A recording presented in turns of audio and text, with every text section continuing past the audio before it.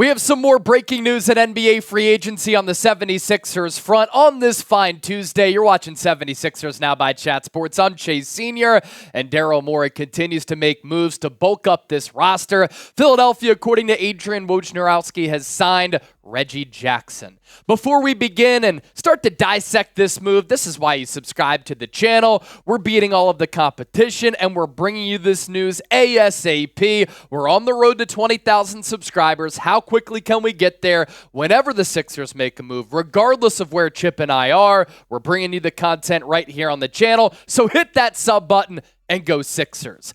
So I sent this tweet from Keith Pompey to producer Chip on my walk to work, and I said, this is some juice right here. We could talk about this on 76ers Now. Keith Pompey, Philadelphia Inquirer, saying this: I'm hearing the Sixers have interest in Reggie Jackson, who would be another solid point guard option with an NBA championship resume. He's also a former Clippers teammate of Paul George. He would be a great fit in Philadelphia. You see the timestamp on that tweet.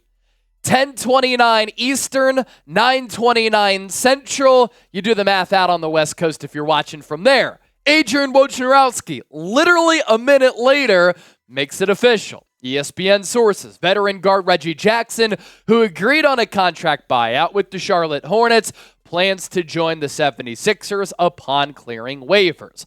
What does this do for the Sixers? This is a veteran player with a lot of experience. He won a championship 2 seasons ago with the Denver Nuggets, familiarity with Paul George. He has seen a lot in his NBA career. A shifty point guard who can play on ball. He can play off ball. And now you have a really good depth scenario here for Philadelphia at that guard position with Tyrese Maxey, Kelly Oubre probably going to play the 2. You have Reggie Jackson, Kyle Lowry, Jared McCain. And this is a player who you're comfortable with scoring the basketball if that's his role, handling the basketball if he can. He can create a shot. And he's just played a lot of playoff basketball throughout his career. He's made a bunch of money. Now he's going to sign with Philadelphia on that vet minimum contract because that's literally the only moves that the Sixers can make here. You also have Jeff Doughton on that two-way. I imagine he's going to play a bulk of the season at the G League level. Reggie Jackson, he's been getting it done for a long time. He's been in the NBA for a minute. 24th overall pick in the 2011 NBA draft. Throughout his career, he has averaged 12.5 points per game, 4+ assists. Way back in the day when he was playing with the Detroit Pistons, he got a bag, and his scoring production was really good. That was at a moment when all these NBA contracts were taking people by surprise, and Reggie Jackson didn't necessarily live up to that lofty deal, but he has become a very good rotational player at the NBA level, and as I mentioned, won that championship 2 seasons ago with the Denver Nuggets, and he was getting some run on that Nuggets squad. The last 4 years, that familiarity with Paul George, playing with the Los Angeles Clippers there for a few seasons. I mean, as recently as 2021, 2022, 75 games played with LA, he averaged nearly 17 points per game, just under 5 dimes. He's never been the most efficient offensive player. He is hot and cold, so he can go on a heater, really impress you, and then he can cool down instantaneously. 39% and 32.5% that last year of really good production with LA. And then he carries over 2022, 2023 with the Clippers as well, and then gets sent to Denver, 10 points per game, 41+% from the field, 33% from three-point range. And then this past year, he's always been a pretty durable player as well.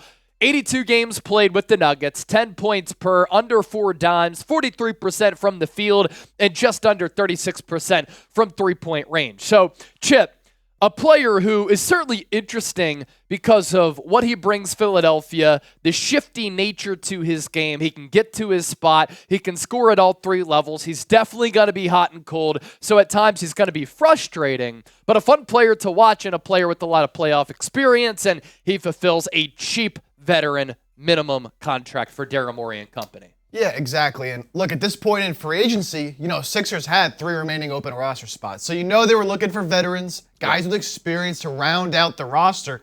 I think this move makes a lot of sense. In that point guard room, you obviously have Maxey, but then you have Kyle Lowry, who, yes, was very good for the Sixers last year, but getting up there in age, of course. So now you bring in another guy, Reggie Jackson, who's also getting up there in age, but you figure between Reggie Jackson and Kyle Lowry, you have Dowden in the G League, McCain more of an off guard in my opinion. Now you have two guys off the bench who are reliable, veterans, championship experience, toughness. They're both smart, different players. Reggie Jackson, really more of, he can go get his own shot a little bit, shifty, get to that mid-range, get to the rim. Kyle Lowry, more, smart, methodical, get guys in the right spots. But I feel like both of these guys are ideal backup point guards here for the 76ers. Again, both going to give you different things. Both didn't cost you anything as veteran minimums. So now you have really that point guard rotation rounded out. Dowden, as you said, Chase, I expect now at this point, he'll spend most of his time in the G League. But look, Reggie Jackson's been around. He has that championship experience. And he's always been a solid player, really, and been able to form a very long career. Since being drafted in 2011, whether he's scoring, whether he's playmaking, whatever he's doing, he's been able to keep a job and play significant minutes. Even last year for Denver, still played a good amount of minutes. So I like the move a lot. I think now you basically cement yourself in having a solid backup point guard every night, whether it's Kyle Lowry, Reggie Jackson, or a mix of both. Yeah, so your one-word reaction to the Sixers signing Reggie Jackson, you've heard from me, you just heard from Chip. Now let's hear from you down in the comment section right now. And coming up next, obviously the Sixers roster updated. So a new look at what Nick Nurse has at his disposal as the head coach for this basketball team. But first, we want to say thank you to Game Time for coming on board here on 76ers Now and making today's show possible.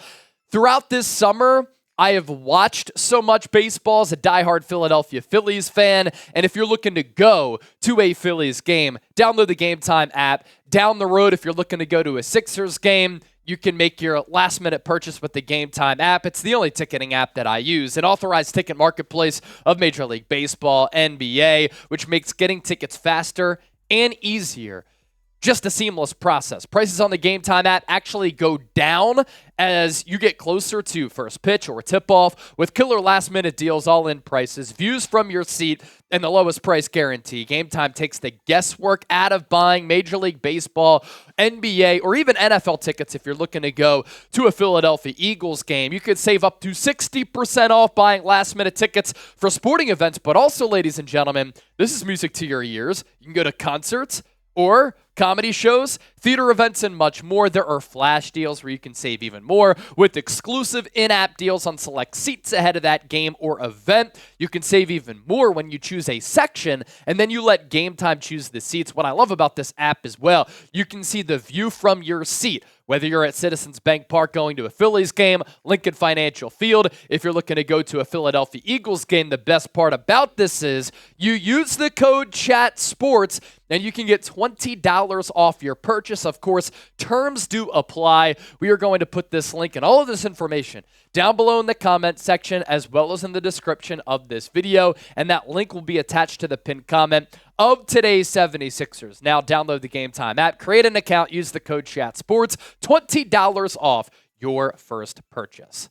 All right, let's take an update, a look at the Philadelphia 76ers roster to see what Nick Nurse has at his disposal, as obviously he's calling the shots as the head coach of this basketball team. Your starting five, I'm going to continue to predict that this is going to be the starting five grouping for Philadelphia here, where you have Tyrese Maxey running the point. Kelly Oubre will be the Sixers' number 2. Gives you some length and athleticism there. Caleb Martin is going to play the 4. Is a little bit of an undersized 4-man, but Paul George can fulfill that role as well. And then you have the big man in Joel Embiid locking it down in the trenches. I think that he's continued to get better while playing for Team USA in the lead up to the Olympics. You can see that the game has started to slow down. He started to understand his role. And I think Joel Embiid is going to become a better basketball player given this experience playing in Paris for the Olympic team, because he has to play a different role, and his role is going to be tweaked a little bit on this Sixers team.